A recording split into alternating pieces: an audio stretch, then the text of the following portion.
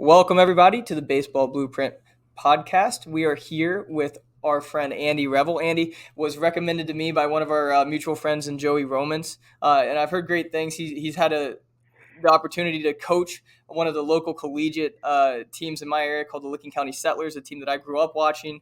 So I'm a big fan of his from that end. And then he's an incredible infield coach. So for the show that brings in the best instructors and the best teachers, this is a guy who fits the mold. So we are very happy to have him here. Andy, thank you so much for being here, man. Oh, thanks for having me, Cody. I'm pumped to be on here with you and get a chance to meet you guys and just talk some baseball and go where it takes us. I dig it, man. Appreciate So you again, having me. for those listeners, this is going to be a little bit more like our Demco episode where we float a little bit. We talk about some journey stuff. We talk a little bit about some takeaways and some drill series. So, Andy, diving right into this. When you're working with your guys now versus when you started out coaching, what have been some adjustments you've made from like a drill series standpoint or maybe an information delivery standpoint that you could share with the group here? Yeah, I think throughout my career, I've always been more progressive in how I develop infielders and what our environment and our routines look like. But I think over the course of my career and talking with great infield coaches and just learning more as I've developed, I would say it's gotten even more progressive, but very progression based. I've learned a lot about developing actions. I think that's something that I'm passionate about. You can talk with infield coaches and you can talk with guys about like, can you develop actions and to what extent and to what degree can you develop them? And I'm a firm believer of, I think that I can completely not change, but I can make a guy more efficient, and just about all the help him be more efficient and just about all the different types of actions that we're looking at as an infielder. So I think that for me, like I want to break it down. I want to spend time on that action, whether it's a backhand or whether it's a press through or a high hop attack, a short hop attack. I want to explain that action to them. I want to execute it in an environment where it's really controlled, and then I want to press it forward with the fungo, and then I want to press it forward with the machine. And then when we're taking mass fungo, or when that action happens in a game, when that opportunity comes up, being able to talk about like, hey, like we can turn the corner there, or we can use moving the feet through the backhand. So I think that's probably been the biggest thing for me, is just understanding how to develop actions and then progressing from a rolled ground ball in a very controlled environment to the machine. The older I've gotten, the more I've done this, the more I love machines for infielders. Obviously, everybody's going to have a little bit different preference, but I think you can get a ton of reps. You can make the baseball do exactly what you want. So those are some things that kind of stick out when you ask me that question on how I develop guys and what that training routine and environment looks like. That's so good. I think you can draw some correlations between your teaching process and the world of education, right? I think one of the things that as teachers we try to really focus on is this kind of ladder of skill introduction to acquisition to mastery, right? Right. And I think you hit the nail on the head when you talk about like the progression from like a rolled ball or a short fungo into like a machine, and then Right. playing that into maybe more live reps, and that's so good. And I think for those younger players listening, skill acquisition does take time. Like this isn't something that you just like turn on and off and like, oh, I clicked it, it works. Like you can feel Absolutely. it, but it turns into a muscle memory type deal. And I think Andy does a really good job explaining this too, about the way this process works is it's psychological for sure, because we have to pick up our mental cues and things like that. But like our body needs to know this too and feel what it feels like to feel that middle hop and create space or cut down the space, right? Hmm.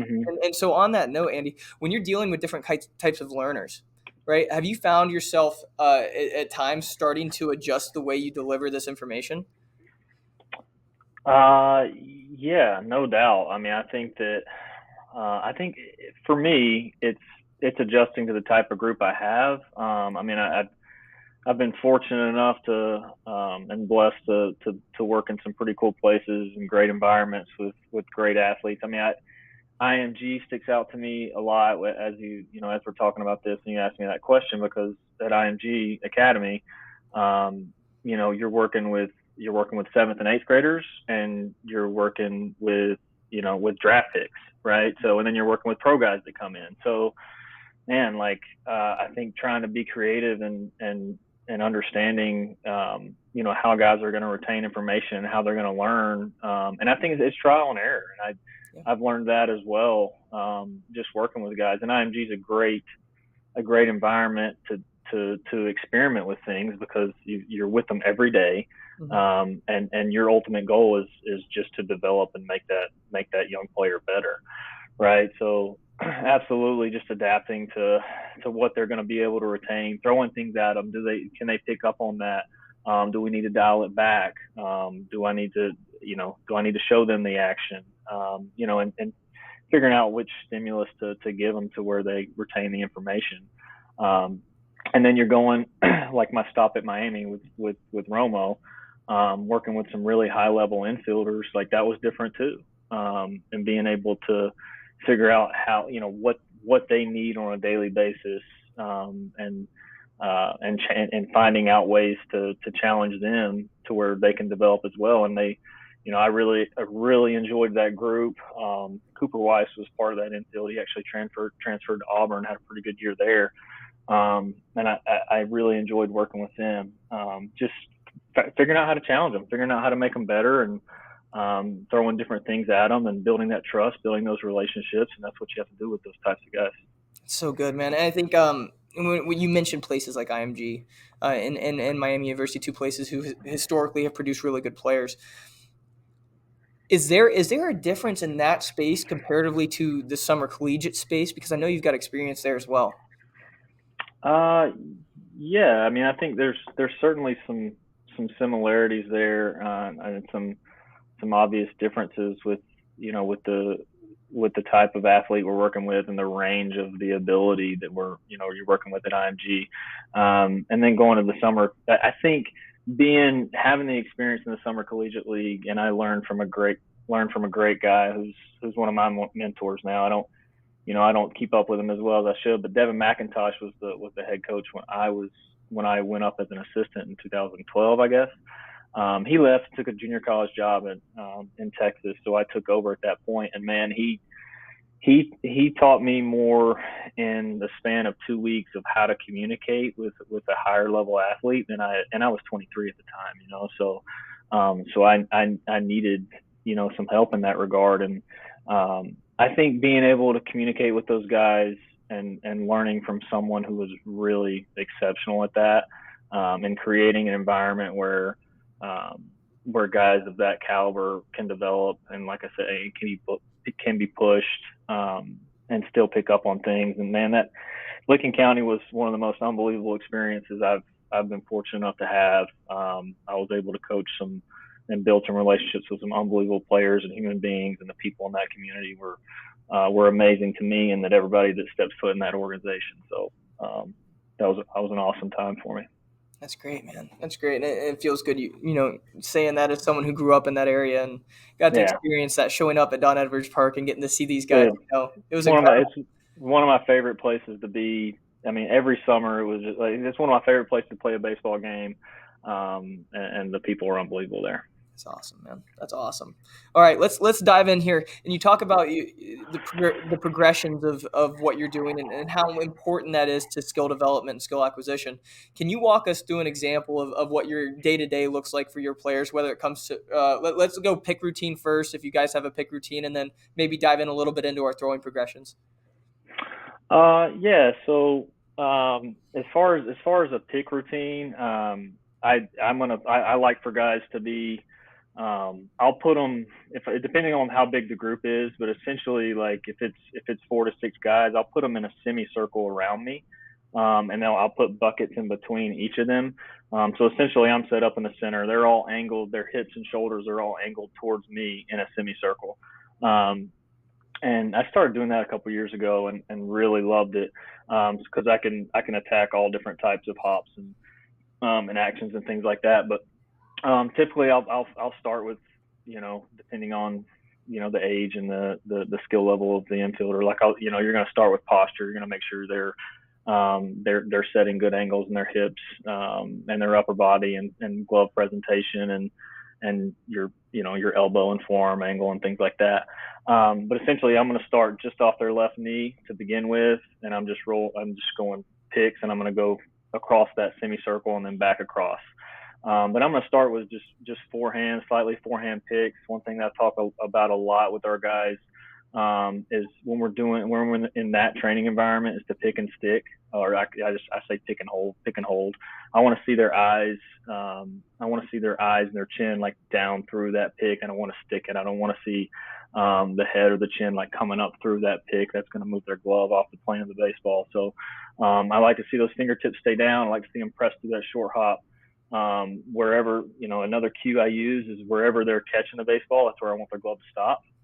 So essentially, like we're picking through that hop, and I want them to stick it with good presentation. So I'll roll through that, and then I'll mix in a couple of different hops there. So it's interesting. I'll try to explain this on camera, but I'll essentially, like, instead of throwing a short hop, I'll release the ball a little bit deeper as I'm going to throw them a hop, so that it bounces once, so they're hitting that second bounce, right? So I'll release it deeper.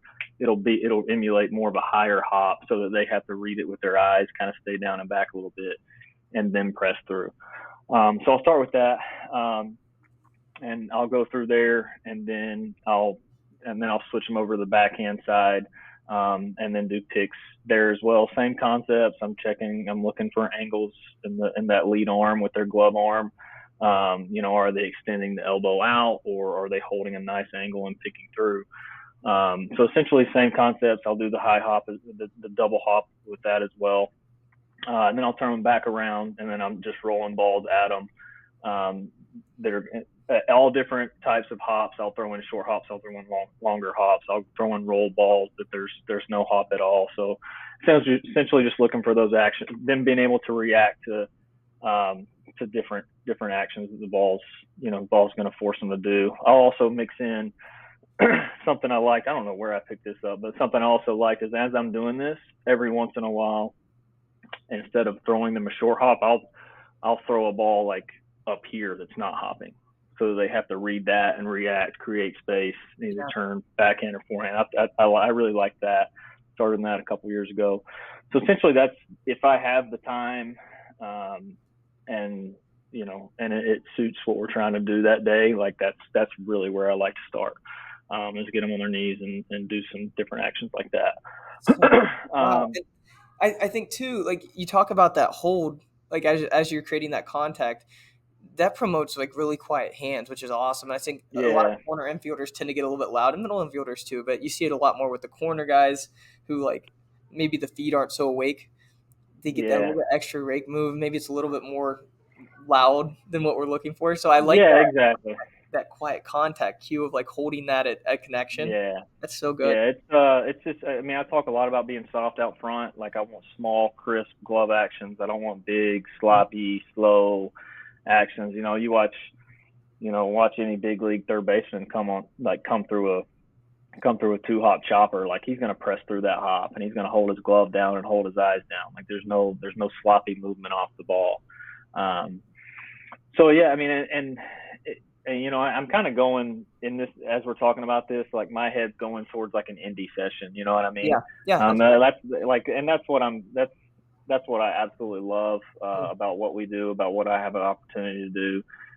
When we talk about like, what we're passionate about in development, like that, I love the small group 45-minute like indie session with infielders. So like once we get through that warm up, I call it like the rolled ball progression is what I call it. And essentially I get them all in one line, and I try and hit. I mean, there's like 7 or 8 different like actions I'm trying to hit, where I'll start with just roll balls right at them, where they're essentially just isolating 2 steps. So, they're in a good athletic position with their left foot forward a little bit, and I'm rolling a ground ball, and it's right left field, and then get into throwing position, and you can mix up the pace with that. So that I think that's a big thing for young infielders to understand is the pace of the feet. It's most of the time, especially on the left side of the infield, it's going to be right. It's going to be right, left field, right, left field. So I talk about that left foot rhythm a ton. Like I want that left foot coming down, like as we're catching the ball, it can't get stuck too soon. So whether you're rolling the ball or hitting fungo, regardless of what it is, but like you mix up the pace so that like I don't want that right step being super slow and the left foot being super slow, regardless of how hard the ball's hit. If it's smoked at me, it's right left field. If it's hit slower with a little less pace, it's staying athletic, having balance, and then being patient, and then right left field. So I talk a lot about tempo and rhythm and left foot rhythm. And then from there, I'll do different types of ground balls to their left. So I'll go to the forehand side, whether it be short hop, high hop attack, ranging them left. And then once I get through to that side, I'll go to the backhand side. It's balls to their right, and there's like 4 or 5 different actions I like to talk about to the right.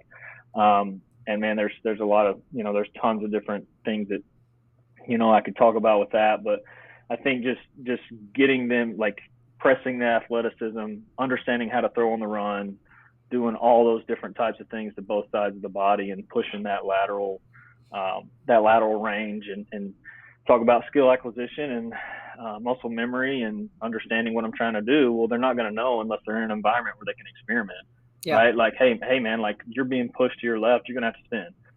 Now I want you to stop and realign. Now I want you to throw on the run. So like, and they figure out like, oh wow, that was a lot easier. And they understand that you can be, infield it's an artistic, creative position, man, and it's there's a lot of different preferences that go into it when we're talking about different actions and what to do on different balls and how guys move and things like that. So good.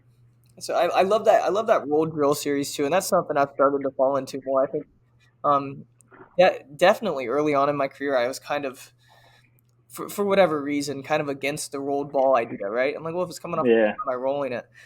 And so lately, I've seen a lot of, at least with the guys that I've worked the rolled ball series with, a better understanding of how to brace when you've got momentum away from a target, how to brace and reshift, Yeah. and getting an understanding of like how my weight moves without like this rushed feeling, right? And so again, Yeah. talking about acquisition, right? If we're really phasing this technique instruction, that should happen. At some point, we should figure out how our body should move on this play Right. instead of just rushing them in and saying, "Hey, good luck, have fun," right? Yeah. So Then what did you refer to that? You said brace, and what did you say? yeah. Just bracing your body as Yeah. you're working away from a target with momentum. My head immediately goes to like a shortstop feeding a second baseman, like going uphill, falling away, Yeah. maybe some. Um, because that play, at least for me, when I played, I was off balance like 99% of the time. Like most of the Yeah. throws that I got off, I probably shouldn't have. I just picked it and went. But like Yeah. really good defenders, you look at high level guys. I was looking at Colt Emerson was working with us this morning, and I'm watching him feed, and it's like he makes the same move, but he's stable, right? It's And so unbelievable. you Yeah. look at the consistency that you can produce from just a better understanding of how to move your body and better organize yourself, and it alters your technique in a way. But even more than that, it gives you a better concept of like this ball's on my right hip, but I have so much momentum that I might need to go to a backhand here to brace myself, Yeah. right? Yeah. Which is wild, Absolutely. right? I mean, it's good stuff to think about. So that's awesome, Andy. Wow. Diving, Yeah. diving into Yeah. throwing progressions here now, because that's really good stuff, man. What do you Yeah. got for us on that end? Throwing progressions, man. I've gone back and forth with this. There's some that I've put together for years that I really liked. There's some that there's some guys that do things where I'm like I don't. I want whatever it is. I want guys to be bought into it. I think that's one of the most important things is, in my opinion, I don't want to throw too much at them with that. I want them locked in on a few different actions, really, and a few different sequences of segments of throws. I want guys to start. I call it upper body ISO. I picked that up playing summer ball a long time ago from an infielder that was way better than me.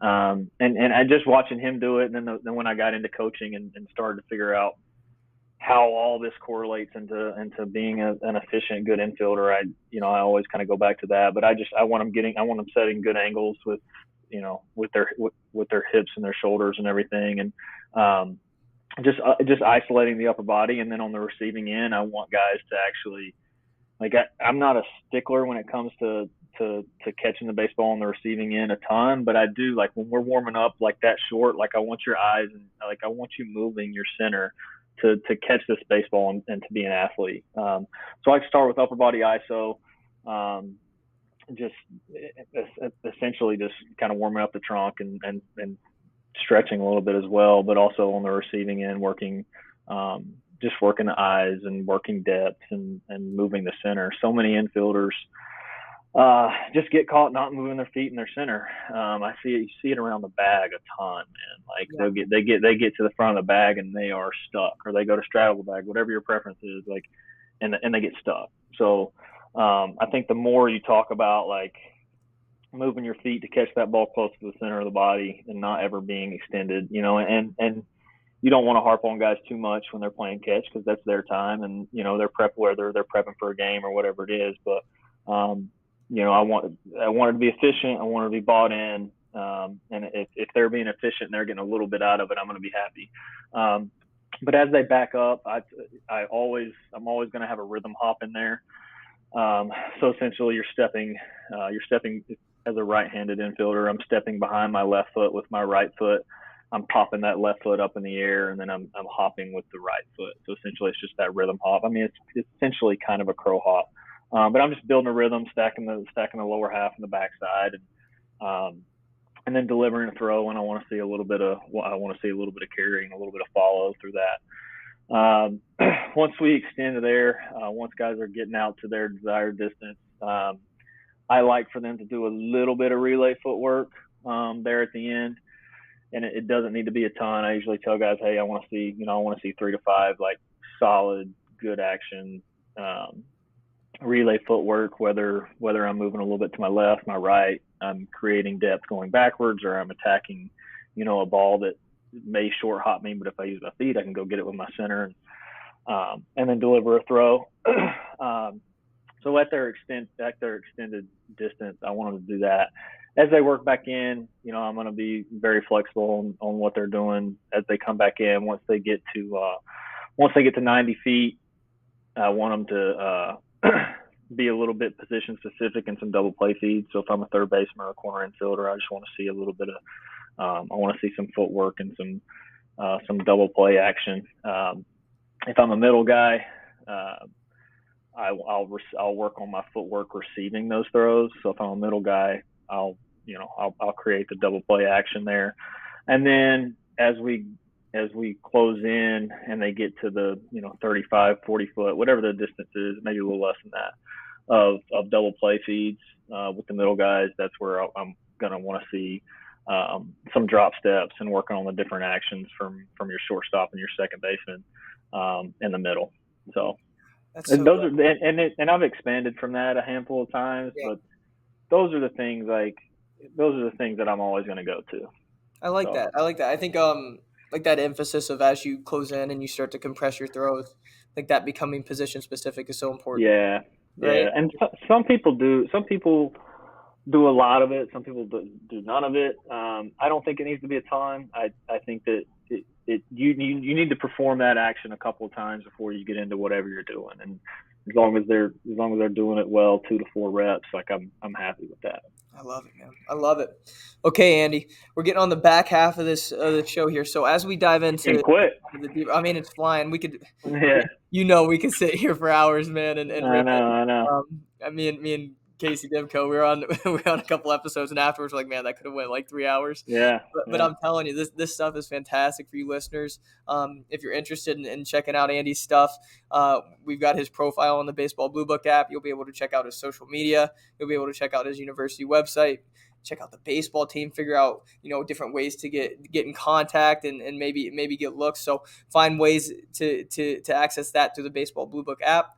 And again, if you're interested in any kind of training products or things like that, check out Valley Sporting Goods. We have discounts on the gloves and stuff too. You'll be able to access that stuff through the link in the description on the YouTube video. So, Andy, as we dive back in here, let's kind of veer off here because we talked a lot about routines. We talked a little bit about progressions, different drill series.